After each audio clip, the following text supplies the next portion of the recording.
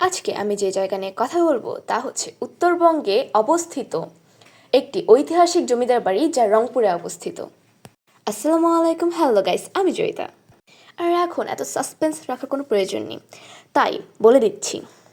রংপুরের এক অত্যন্ত গুরুত্বপূর্ণ ঐতিহাসিক স্থাপনা এটি হলো তাজা জমিদার বাড়ি। আমার মনে হয় তোমরা এই নামটি অনেক আগে শুনেছ। Am I right? অ্যানিওয়ে, এটার ঐতিহাস অর্থাৎ ইতিহাস নিয়ে কথা বলা যাক। রংপুরের তাজা জমিদার বাড়ি শুধু একটি পুরনো প্রাসাদ নয়, এটি রংপুর অঞ্চলের ঐতিহ্য, ইতিহাস আর সংস্কৃতির জীবন্ত প্রতীক। তাজহাট এলাকার নাম এসেছে তাজ অর্থাৎ মুকুট এবং হাট অর্থাৎ বাজার থেকে। একটা ঐতিহাসিক জায়গায় ঘুরতে যাব, শাড়ি পরবো না তা কি হয়? আমরা সবাই মিলে শাড়ি পরে গিয়েছিলাম সেদিন। এই বাড়িটির প্রতিষ্ঠাতা ছিলেন মান্নানলাল রায়, যিনি পাঞ্জাব থেকে আসা স্বর্ণ রত্ন ব্যবসায়ী ছিলেন। মান্নানলালের মৃত্যুর পরে তার দত্তক পুত্র গোপাললাল রায় এই জমিদারি চালান এবং বাড়িটি নির্মাণ করেন। বর্তমানে এই প্রাসাদটি প্রায় 1917 সালে সম্পূর্ণ হয়েছে বলে জানানো হয়েছে। 1995 সালে বাংলাদেশের প্রত্নতত্ত্ব বিভাগ এই বাড়িটিকে সংরক্ষিত স্থাপনা হিসেবে ঘোষণা করে।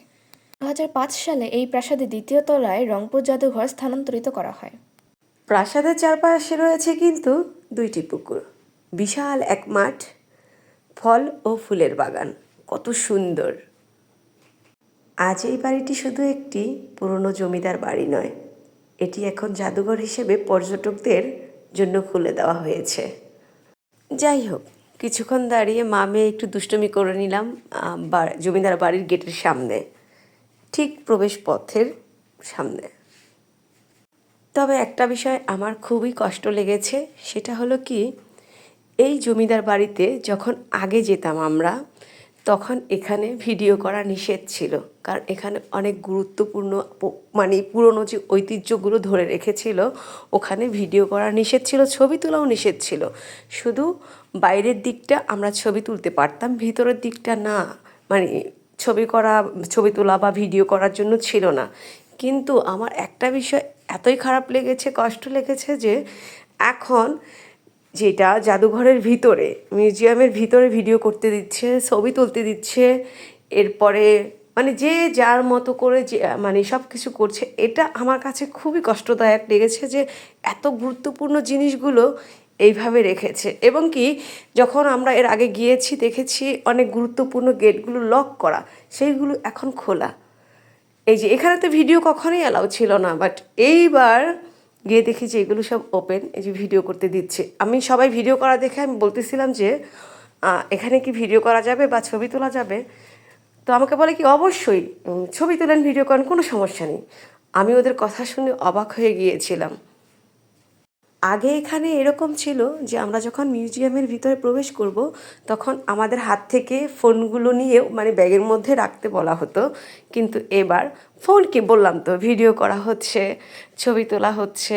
এই যে এখানে দেখাই তো যাচ্ছে ভিডিওতে, যেহেতু আমিও ভিডিও করেছি, ওরা যখন বলেছে তারপরে আমি ভিডিও করেছিলাম। কিন্তু আমি আগে ফোন বেরই করিনি, কারণ আমি তো জানতাম যে নিষেধ। পরে সবার করা দেখে আমি ওদেরকে জিজ্ঞেস করলাম যে আমি কি ভিডিও করতে পারি, ছবি তুলতে পারি? তখন অনায়াসে ওরা বলে হ্যাঁ। বাড়িটি রংপুর শহর থেকে প্রায় 6 কিলোমিটার দূরে তাজহাট নামক এলাকায় অবস্থিত। চারতলা বা চারতলা সমমান বিশিষ্ট মার্বেল সিঁড়ি রয়েছে। প্রায় 31টি মার্বেল সিঁড়ি রয়েছে বলে বলা হয়। সিলিন্ডার রূপের গম্বুজ সহ মুঘল স্থাপত্য ও ঢাকার আহসান মঞ্জিলের সঙ্গে সাদৃশ্য রয়েছে বলা হয়েছে। এখানে রয়েছে দশম ও একাদশ শতাব্দীর টেরাকোটা শিল্পকর্ম, আরবি সংস্কৃত ভাষার পাণ্ডুলিপি, মুঘল সময়ের কুরআন ইত্যাদি। দর্শনার্থীদের জন্য প্রবেশ ফি ও খোলার সময় নির্ধারিত রয়েছে। রংপুর ভ্রমণে গেলে একটি দিনের জন্য এই জায়গায় গিয়ে সময় কাটানো যেতে পারে। স্থাপত্য, প্রাকৃতিক দৃশ্য, ইতিহাস সবই মিলেছে। ভালো হবে সকালবেলা গিয়ে ঘুরে আসলে, রোদ কম থাকবে। ক্যামেরা নিয়ে যাবেন, তবে জাদুঘরের ভিতরে ছবি তোলার ক্ষেত্রে হয়তো নিষেধ থাকতে পারে, আগেই দেখতে হবে। খাদ্য ও বিশ্রামের জন্য রংপুর শহরে ভালো হোটেল রয়েছে, আগে থেকেই বুকিং করা ভালো হবে। পরিবহন হিসেবে রংপুর শহর থেকে রিক্সা, অটো নিয়েই উপায় করা সহজ। আরেকটা প্লট টুইস্ট, মান্নানলাল রায় সংস্কৃতি ও শিক্ষার পৃষ্ঠপোষক হিসেবেও খ্যাত ছিলেন, শুধু জমিদারই নয়। প্রাসাদটি ইউরোপীয় ও মুঘল স্থাপত্য শৈলীর মিশ্রণে নির্মিত। পুরো প্রাসাদের সামনে রয়েছে একটি বিশাল খোলা মাঠ, যার মাঝে লাল ইটের তৈরি রাজকীয় ভবনটি যেন এক সৌন্দর্যের প্রতীক। প্রাসাদের উপরে রয়েছে একটি বড় গম্বুজ, যা আহসান মঞ্জিল বা কলকাতার রাজবাড়ির স্থাপত্য রীতির সঙ্গে সাদৃশ্যপূর্ণ। ভবনের চারপাশে রয়েছে দুটি বড় পুকুর আর বিশাল বাগান ভূমি, যেখানে নানা প্রজাতির ফুল ও ফলের গাছ আছে। পাকিস্তান আমলের প্রাসাদটি একসময় রংপুর হাইকোর্টের শাখা অফিস হিসেবে ব্যবহৃত হতো। পরে 1995 সালে এটি বাংলাদেশ প্রত্নতত্ত্ব অধিদপ্তর কর্তৃক সংরক্ষিত ঐতিহ্য হিসেবে ঘোষণা করা হয়। এখানে কিন্তু প্রাচীন বৌদ্ধ ও হিন্দু যুগের পাথরের মূর্তি ও ভাস্কর্য রয়েছে।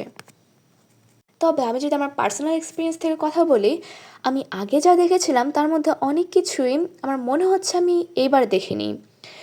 তবে আমি যা মেনশন করেছি তা যদি আপনারা দেখতে না পান, তাহলে আমার কোনো দোষ নেই, ক্ষমা করবেন আমাকে। অ্যানিওয়ে, প্রবেশ মূল্য প্রায় 20 থেকে 30 টাকার মতো হতে পারে স্থানীয় দর্শনার্থীদের জন্য। আর বাই দ্য ওয়ে, সময়সূচি হলো সকাল 10টা থেকে বিকেল 5টা পর্যন্ত। শুক্রবার দুপুরে নামাজের বিরতি থাকে। আর আমি যদি ছবিগুলো নিয়ে কথা বলি, আমার মাম্মি আর আমি এই ছবিগুলো নিয়ে অনেক বেশি ঝামেলা করেছি। এই যে তোমরা দেখতে পারো যে মাম্মিকে আমি ছবি তুলতে বলেছি আর সে ভিডিও করছে। এর জন্য আমার মুখটা একটু রাগান্বিত ছিল, ওটা কেউ কিছু মাইন্ড করবেন না প্লিজ।